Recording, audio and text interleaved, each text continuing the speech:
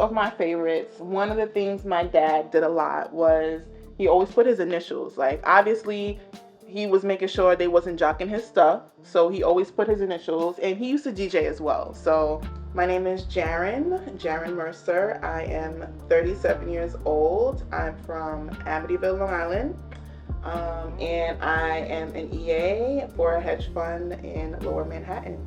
I was blessed enough to inherit my late father's record collection. His name is Kenneth Conrad Mercer.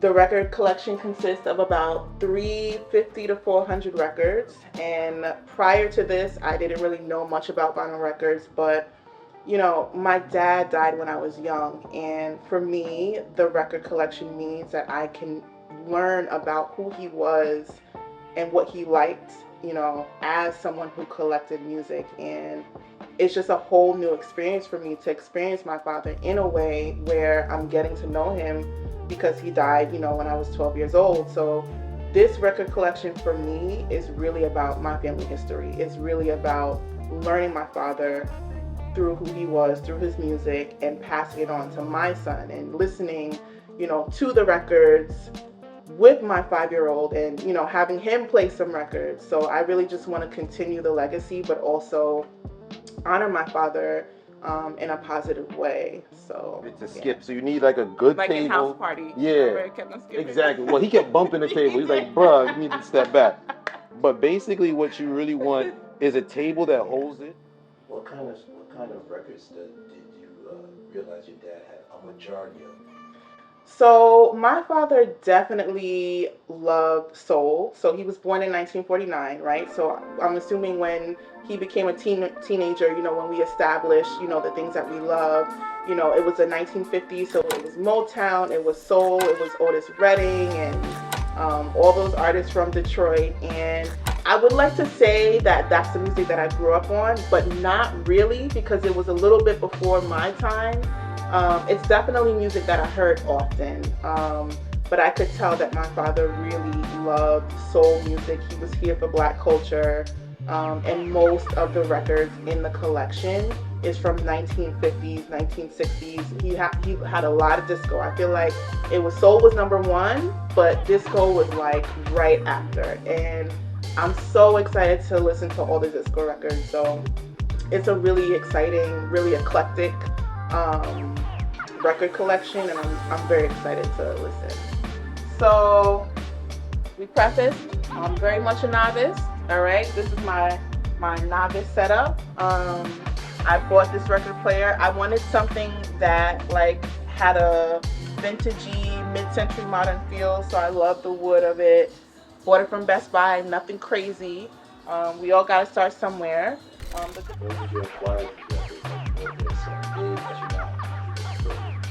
Yeah.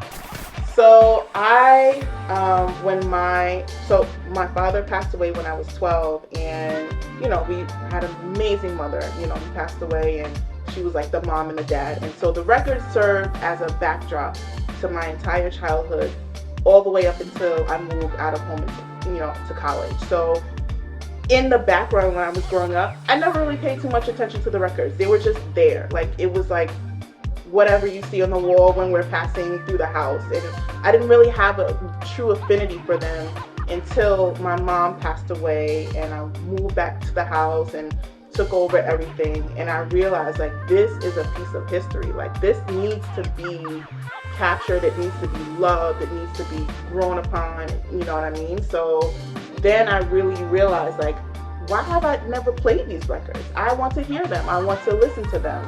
And so I moved to Brooklyn, and my space was really small. So they were in Maryland for a while with my brother and my sister-in-law. They took great care of them. And so I moved into this beautiful space, and, I took the opportunity to really get a space, and so that they would breathe and be safe, and, basically treat them like my second child, So you guys are seeing sort of the beginning of me adding this record collection into my everyday lifestyle, and sort of adding a new hobby. Like, I'm very much a novice, very, very much a novice. So I'm really excited to grow upon this hobby. I guess somebody, like, if you really want to audio crazy, is how the sound bounces off your house.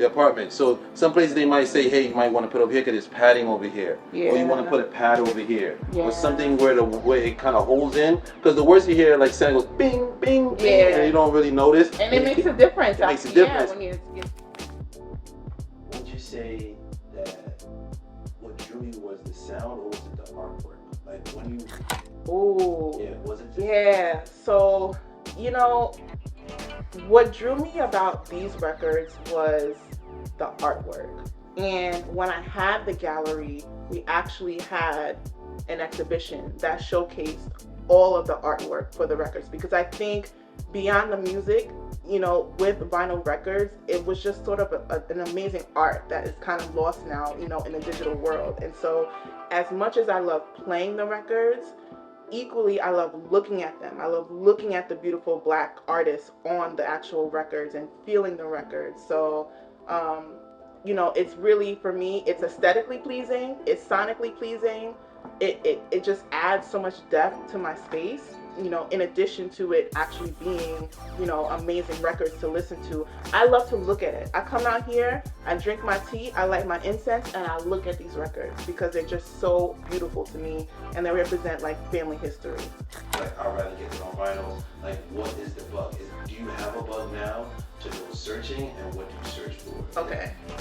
So for me, when I first tried to dive into my father's records, I went straight for the legends, right? Like, there's this air of nostalgia that just seems cool, you know, the Aretha Franklins, you know, because I was born in the 80s, and so when you look at Diana Ross and Prince and Aretha Franklin and Otis Redding and Sam Cooke, it's unobtainable. You just see it on, like, I don't know, VH1, I Love the 80s or something, you know what I mean?